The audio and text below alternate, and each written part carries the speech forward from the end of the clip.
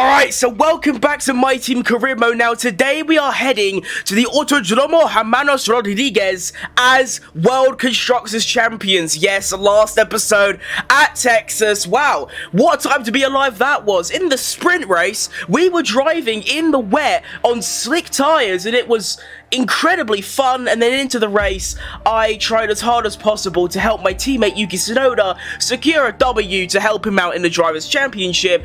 And of course, we managed to secure the World Constructors Championship. Now, the reason I wanted to let my teammate win is that, as you can see, I have like a 160-point lead in the Drivers' Championship. I've already sealed it, so I want to try and make sure that we end this series with a Footcrim F1 Team 1-2 finish. And as you can see, Yuki Tsunoda is only 3 points behind Sergio Perez, and we still have 3 races remaining, including a sprint race. So there is definitely enough time and enough opportunities for Tsunoda. Can you piss off, Rubber Toe? Now's not the time. But yeah, like I was saying, there is definitely enough time still for Yuki Tsunoda to clinch that P2. So let's get to Mexico and have a bit of quali. Alright, so here we go for quali hot lap number 1. As always, I'll be using this lap to learn the track, learn when to brake, learn when to go on throttle, all sorts of these things. And then it's not actually until the second hot lap where I truly give it the beans. That is why in this Fortnite, I don't even play him anymore. Can you piss off? I'm busy. Yeah, like I said, that is why in each and every one of these episodes, I always manage to find like up to half a second in my second qualifying runs. It's because in the first qualifying runs, I am purely figuring out the track. Like there, I know I need to brake a lot earlier. Now, I am running considerably low downforce for this track. In fact, it might be a bit too low. I'll wait and see until the race. Because obviously, you know, it's got one of the longest straights on the entire F1 calendar. So having low downforce is sort of needed. Whoa, I'm incredibly slow through there. Yeah, the downforce might need to come up. Now, I might actually only change the front wing. Because, of course, you can change the front wing even within Parc Fermé rules. So that means that I can up my wing for quali, and then into the race I can lower it back down. That's what I might have to do, because through the Sector 2 and most of Sector 3, I am appallingly slow. In fact, whoa! I might not even be P14, I might actually be lower than that. Now, I must say, I have come out in quali very early, but that's very concerning. You're telling me that that lap was fastest and ahead of the likes of Perez and Tsunoda. Now, of course, all the other front runners, all the McLarens, Ferraris, Mercedes and Alpines haven't done their laps yet, but that is very concerning because that lap was horrible. I could go at least a bare minimum a second faster. And when I say concerning, you might be thinking to yourself, why is that concerning? That's a good thing, right? I'm also thinking about the competitiveness. Oh, okay, no. Why has Jack Doohan just gone fastest, followed by Lando Norris? Okay, maybe, I don't know. But yeah, no, the reason it's concerning is that from a competitive standpoint, that ain't a very good thing. That lap was worthy of a P1 at the time. But, you know, both the Astons have gone quicker. It seems like my sector times are actually very well balanced, as Zhou Guanyu then puts 3 temps on me, and now it's looking a bit more realistic. But again, I can go a second faster than myself there, bare minimum. Okay, let's put some new tyres on, get to the end, and do what I always do. Set the timing sheets alight at the very end. Right, here we go. Now, I should point out, I haven't actually changed my downforce levels. I thought I'd try to stick with it, and oh, no, I'm throwing. I had my hot lap ERS off. That's actually really bad. That already puts me over 2 temps down. I know this corner, I need to brake considerably earlier so I can actually hit the apex of it. And then I can just try and get a marginally better exit. That's already clawed me back a 10.5. Okay, not bad. Brake way earlier here. That was still a bit too late, but better. Again, just focusing on exits. That was good. Bit too late on the brakes. That's still alright. Bit of oversteer on the grass. Now here I need to turn in way earlier. Get an exit. Nice. Subtle lift. Flat through there and there. Very nice. That's gave me a lot of time. Not enough time, but that ain't bad. Bit too iffy and sticky round there. That was not good. Making my way around the final sector. A little bit wide through there. Bit of oversteer, try and keep the car together. Don't have oversteer around here. Full throttle early. That is a huge sector 3. Is it going to be enough? And it is! Lovely stuff. Oh, I did not think that was going to be good enough. Wow. Wow, the competition must just stink today, because that was a pretty dismal lap. Even that. Come on, boys! Hey! A little cheeky Foot Crim F1 team 1-2 for the boys. Lovely stuff. And by some margin as well, a 10th between me and Sonoda. And then there is a 10th and a half between P2 and P3. Good performance by Dragovic, by the way, to cement himself in P3. That's a very good performance by him. And then crucially, a stinker by Sergio Perez. He's 3 places behind Sonoda. Now, I ain't going to do that thing again where I'm going to let Sonoda win and stuff like that. I am going to do my own race, and if I win, that's the intention. If I do win, great. Because I trust Sonoda to beat Perez by 3 points over the course of 4 races. And also, what happened to Iwasa? That is insane. Anyway, let's get to the main race. A 25-lap banger on the way. Let's go. And here we are on a Sunday evening, afternoon kind of area for the Formula 1. Okay, I guess I won't read it. Never mind. Blah. Alright, so here we are on the grid. Soft, medium strategy. Low fuel. Downforce. Great. Lovely. Gonna leave it as it is. And actually, I believe this is the first Foot Crim F1 team 1-2 in quali. I could be wrong about that. But I genuinely believe that to be the case. So this is actually quite a celebratory occasion. Massive W. So the main aims for today is I'm just going to run my own race wherever I finish, whatever. The main focus is on Sonoda beating Perez. That is all that matters. Even if it's by 1 position or by a 10th of a second over the line. As long as Sonoda beats Perez, that is all that matters. And Sonoda starts 3 places more. Now, what I will say is that if Sonoda gets the better launch and he is ahead of me by turn 1, I won't fight him, basically. I intend to win, but I won't fight, if you get what I mean. Anyway, let's race. And here we go for the Mexican Grand Prix. Good start. That already felt like a good start. And I'm away. And are you taking the piss? Really, Sonoda? You absolute dog shit driver. My goodness. Right, we are going wheel to wheel with Vax Verstappen into turn 1. I am going to hold him off and keep P1. I believe that Perez might have taken... Oh, shit. Has Perez taken an engine penalty, or has he just dropped back a bit? I think both Sonoda and Perez both had absolute rotten starts. I mean, Sonoda has dropped 2 places. I think Perez has done the same. Horrible, horrible stuff. Now, the early signs of this race, and sort of what I expected, is that I don't think my race pace is going to be that great. I'm not entirely sure why, but just notoriously in this game, I've struggled for race pace on this track. I don't know why, I just do. So yeah, I think I'm going to struggle, and the win might not be guaranteed, as we can see Verstappen getting a bit too close. He's going to go to the inside. That's the outside, you muppet. Can I even fight it? I've braked at the same time, and I do manage to fight it. Verstappen backs out, so I do keep P1. Dragovic right behind us, followed by Sonoda, and then Lando Norris. I think the main thing about this track is that you need to look after your rear tyres. As you can see, my rear tyres already 2% more worn than my front. So that doesn't sound like a lot, but then you take into consideration it's been 1 lap. 1 lap and there's a 2% difference already. Your rears, for some reason, even when you be a bit more careful, the rears really struggle.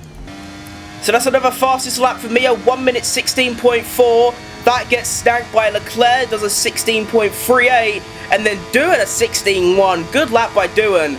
Now, of course, DRS gets enabled, but it doesn't... Oh, shit, I've gone wide there. But DRS doesn't actually technically get enabled until the end of this lap, because, of course, the DRS detection point for this DRS zone and the previous one is the same point, which is in Sector 3, which is really stupid, but that just is how it works. So the main target was to sort of escape Verstappen's DRS down the main straight, but I don't think I can do that. I definitely can't do it now. I'm finished. Oh, my car is having so much oversteer already. It's only lap 3, for God's sake. Another improved lap time, though. We get down to a 16.2. And I am avoiding the slipstream of Verstappen. No, I don't want to open the radio thing. That's not what I intended to do. So even though Verstappen has DRS, I have managed to evade it. But the oversteer is terrible. It's lap 4 and the oversteer is horrendous. Every single corner I'm suffering from it. Like, the tyres just feel terrible. And we have a yellow flag somewhere. I know it says green, but that means a yellow is inbound. And I believe it is one of the Alpines, the other Alpine. And we have a safety car. That's got to be one of the first safety... I think that is the first safety car we have had this entire series. Now, there is a side of me that is tempted to box and put on hard tyres. I'm not quite sure it's worth it right now. I mean, the tyre wear is pretty piss poor already. Lap 10. Not lap 10. 10% wear. But realistically, there's going to be like a 3-lap safety car period minimum. So, we'll be on lap 7, and my tyre wear will probably be up to like 12 to 13%. And I'm not pitting until lap 12. So what I'm saying is that by the time that the safety car comes in, I won't have that many more laps on the mediums to do anyway, and then we can just follow a normal strategy. So this should all be fine. Well, I'm not exactly sure what's going on, but Drugovich keeps losing places.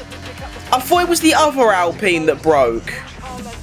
Wait, did both Alpines just DNF in the space of like 5 seconds?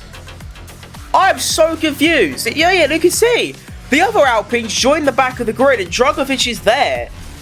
Wait, did Drugovich... I'm so confused. Did Drugovich lose his car? But he couldn't have. Because when the safety car came out, like here, last lap, he was still P3. What's just happened? I'm so confused. Right, it's now the end of lap 6. We have a 2-lap safety car period. And the safety car is coming in. Now, I am going to use a technique, I forgot the name of it, but it's where you go on throttle and brake at the same time, and it helps warm up your tyres. I want to try and get them to about 90 degrees, so let's just ruin the engine by doing this. And we're going to get ready. Now, I don't actually know where... what? Huh? What's just happened? What? You know what? I'm so happy that this game's finished in about a week's time. Jesus wept. What is happening? Right, so... the game is... Wait, did I start on softs? I did. So the game is suggesting that I go for a 16-lap medium stint. Now, I'm not entirely sure about that. I think I'd rather go on the hards. The hards would just realistically last longer and give me more consistent pace near the end. I mean, you can see the lap time predictions. It actually says that on the mediums, I would be faster by the end. So what? This is why this graph makes no sense. So what it says is at the very start, I'm going to be doing 1 minute 22s. By the end, I'm doing 1 minute 18s. That makes no sense whatsoever. Oh no, I'm looking at the wrong line, I think. Okay, so you know what? I'll follow the game. I'll go for the medium stint, and if it doesn't work, we can all blame the game. Easy. Let's go. I am so confused though. Right, restart number 2. This time, Tsunoda's in P2. So what? P3, sorry. So what I'm going to do is I'm going to try and get a decent start like that. And then I'm actually going to go and cover off Verstappen. And that just hasn't done what I thought it would, to be fair. I need to get to the inside because Lando Norris is going to go for a bit of a cheeky move. We are going to go 3 wide into turn 1. This isn't going to work. We're almost going to recreate a Perez from last year. Yuki Tsunoda dropping places to Lando Norris. And he's also dropped a place to Zhou Guanyu. Never mind, he's gained it back. Big W. So, the only changes off the start is that Tsunoda's dropped a place. Lando's gained a couple. And we are back in the rhythm. We are back in P1. We are all on medium tyres. So, I think the medium tyre was the right call. Purely because if I was on hards, I'd be getting cooked right now. But because every single driver's on mediums, this should be good. And now, I'm actually going to have to play a management game here. And I'm going to have to actually manage my tyres. Which is, you know, something I've never really done before. So I'm not very good at it. So there's the end of the first lap with the red flag restart. Verstappen clearly has more straight line speed. I mean, he's going like a good 10 kilometers an hour quicker than me. But, you know, we're fine. We haven't got much ERS left. I would like to save some for when DRS gets enabled, because I doubt I'm going to be able to build a second gap in the next lap or two. That just isn't going to happen. Here comes Verstappen again. Is he going to go for it? You bet he's not, because he is not only a bitch, he's also very intelligent, and there it is. And it's going to be very tricky, this, because I not only have to obviously be quick enough to stay ahead, I also have to manage the rears a lot. Like, a lot. If I just drive how I'd normally drive, which is just flat out, by lap, like, 15, my fronts, as Verstappen go for a very brave move. What is that from Verstappen? That is outrageous from him. But as I was saying, by lap 15, my rears would be about 10% more worn than the fronts, and it'd be near impossible to drive. It'd literally be like driving on ice. So, let's try and avoid the slipstream of Verstappen. I don't think I can actually do that. I want to give myself at least 50% ERS left. I think I'm going to have more than that. Lovely stuff. And we do remain in the lead. Of course, now DRS is enabled. Right, I just had a very good exit out the final corner there, so I should be able to hold off Verstappen's DRS as he's not getting in my slipstream. Once again, I want to save about 50% ERS. Here he comes. Is he too far back? Yes, he is. So that's another lap. I managed to hang on. And of course, the only downside to this, with a red flag and all that shenanigans, is that there ain't going to be any more pit stops until the end of the race, unless there's another safety car. Which for two reasons. One, it's just less entertaining. And two, if things get bad and my pace isn't, you know, consistent like it is now, I can't do a world-famous undercut to get the W. Here comes Verstappen. He's going to go for it down the inside again. It's very brave from him. And the reason I keep going off track there is that there simply isn't enough room to, you know, have two cars go round that corner. So I'd rather go off the track a little bit and avoid contact, to be fair. Right, DRS enabled again. I am going to stick to the inside. He's 2 tenths closer this time. And he is going to use my slipstream with the DRS. There ain't a lot I can really do. I can't move anymore. That's against the rules. I am going to brake a little bit later. And even though I've got a bit wide, I have managed to defend the position. And I do hold on to P1. Good exit out of that corner. That should allow me to get away a little bit. And I should be okay. Yep, I'm fine. Big W. I can't help but notice the weather's getting a bit moody. At the very start of this race, it was lovely sunshine. Now it's very cloudy and horrible. Could this mean some raining is on the way? There wasn't any on the forecast, so this might just be some clouds. But I mean, some rain would truly make this race one of a kind. Safety car, red flag, and rain. What more can you ask for? Whoa, whoa! Okay, yeah, okay, so 12 to 14% is the sort of area when my car just stops working. It's when the oversteer truly kicks in and I can't drive anymore, which means Verstappen is probably going to get past me here with relative ease, because he's got DRS, you see. And there it is. Verstappen is going to get ahead. And this is what's really bollocks, is that even if I have a really good exit out of this corner, which I don't, but even if I did, he then gets DRS here as well to clear off. It's so silly and stupid. But now I need to try and stick with him. It's going to be a bit tricky with the dirty air. But if I could just stay in DRS range until the main straight, I should have the straight line speed to get back at him. Oh, but that extra downforce on his car is winning it for him here. He's built up a 6/10 gap. That ain't a lot. Ugh. This car is not good to drive anymore. Out the final corner. It's a pretty good exit. It's only half a second as Verstappen sets the fastest lap of the race. Let's see what I can do with DRS. Come on. Oh, yes. Oh, that's good. That is brilliant stuff. We hit the speed limit. We get into the braking zone. I'm a bit late, but honestly, I got the move done, so I'm not really bothered. And of course, I now get DRS on the exit to secure the move and clear off. Even though now I've got DRS, it's still stupid. And look at that, I've built up a 1.7 second lead over Verstappen now. What's happened to Verstappen? Why is he so slow now? I mean, I assume he's going to come back through this part of the track because I've got such little downforce, but I actually have a second advantage over Verstappen. I think this is the first lap of this race where there is no DRS in play between the top two. Excellent stuff. Hopefully this means that Lando Norris can have a go at him, then in turn Yuki Tsunoda, and I can sort of clear off a bit and win. Oh, and look at that, Lando Norris has gone for a move on Verstappen. I believe they're still wheel to wheel. Yes, they are. Who's got DRS though? Surely it's got to be Norris. Can Norris get a move done? He's gone for it. He's sent it. This is helping me build a lovely gap. Can Tsunoda do anything off it? I think they are going almost 3 wide round those corners. This is some truly intense stuff. I've now got a 4.2 second lead, so thanks for that. Verstappen and Norris still going at it. Tsunoda, you know, he's right in the mixture. He's right behind them, as is Guan Yu Zhou. I think he's just waiting for the correct moment. And honestly, if Verstappen and Norris are still scrapping this hard down the main straight, and Tsunoda, you know, is there or thereabouts, like 2 tenths away, Tsunoda could go for a pretty insane double overtake. No, Tsunoda's lost severe amount of time. What's happened there? Verstappen's gained 8 tenths on Norris and Tsunoda's dropped back half a second off Norris. What?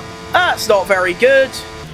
I also now have to concentrate myself doubly hard because, as you can see, every single corner my car is getting a bit loose.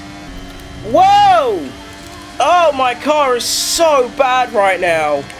And I've still got another like 8 laps left on these tyres. I'm going to be finished by the end.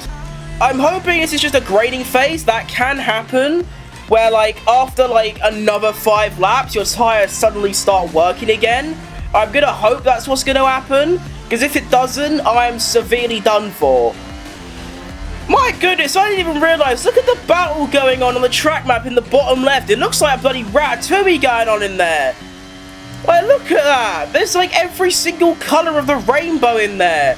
You've got a Red Bull and Aston, Foot Crim F1 team, McLaren Mercedes, Ferrari, Aston Martin, McLaren. Like, what is going on there? And actually, that's crucial. Perez, I think at the moment, is outside of the points. So Tsunoda in P4, if he holds on to P4, that will get him 12 points. That gives him a 9-point lead over Perez in the Drivers' Championship. Go on, Tsunoda, get on the podium. Alright, it's now lap 23. We are in the final 3 laps of this race, and the reason that there hasn't been any commentary in the last sort of 5 or 6 laps, nothing's going on. Like, honestly, the only notable thing I can mention is Oscar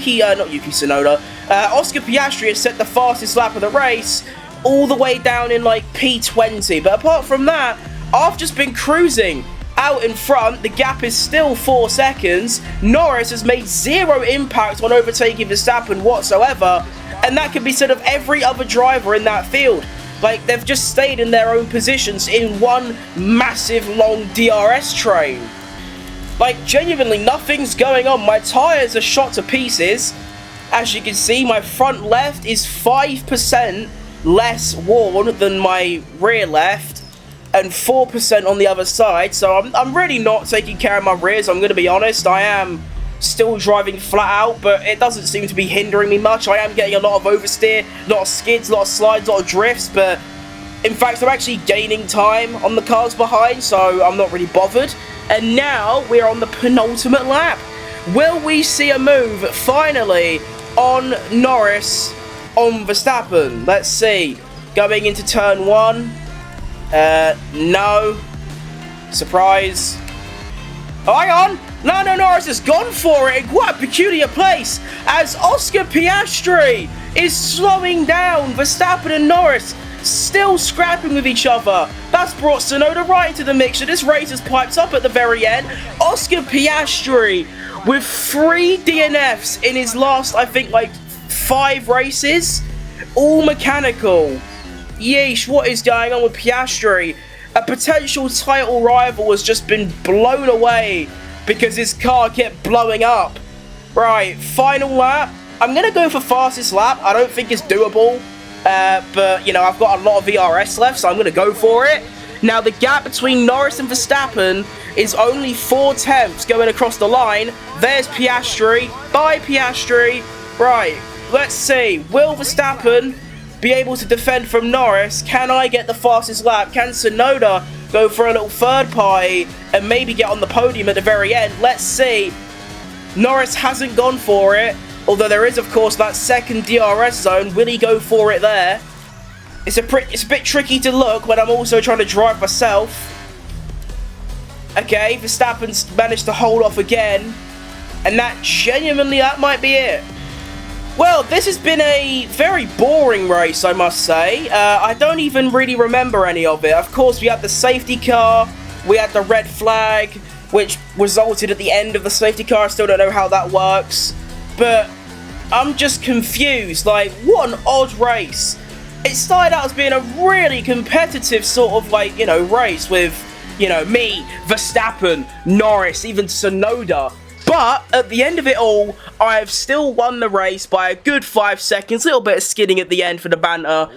And there it is. I'm confused and happy at the same time because I won. But that race just didn't feel real. I'm going to be perfectly honest. I feel like I've only driven about 5 laps. That is a really weird feeling. I feel like I've barely driven at all. I feel like I've literally done a 5-lap race or a 25% race. I do not feel like I've just done a 35% race and done 25 laps. Okay, well there you go. P1. Ugh, keep hiccuping. Need water. So here's the final finishing order. We have me, Foot of Distributors, the first, taking P1. Actually, not even in the top 3 fastest laps. The fastest lap actually came from Piastri, who DNF'd a 15.8. I believe he stopped quite near the end. Verstappen, P4 up to P2.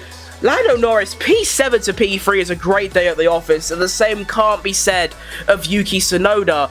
Sergio Perez actually did take an engine penalty, a 10-place penalty. Well, actually, no, I don't even know what place that is. That's odd. That's like a 6-place penalty. How has he done that?